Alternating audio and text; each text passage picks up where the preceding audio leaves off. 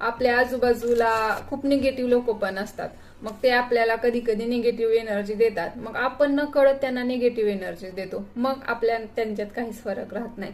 त्यांच्या निगेटिव्ह एनर्जीमुळे आपण पण निगेटिव्ह होऊन जातो.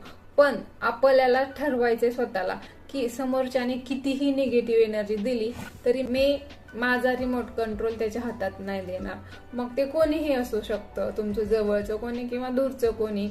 तर अशा व्यक्तींकडं एकच गोष्ट करायची, काय, दुर्लक्षाय नमः. जर तुम्हाला कोणी काही बोललं तर तुम्ही त्याला जर प्रत्युत्तर योग्य शब्दात देऊ शकत असाल तर ते द्या, परंतु त्यांच्यासोबत फाईट करत बसू नका.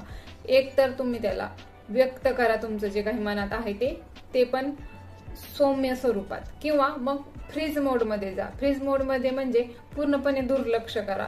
त्यांच्या बोलण्याचा परिणाम तुमच्यावर थोडा सुद्धा होऊ देऊ नका.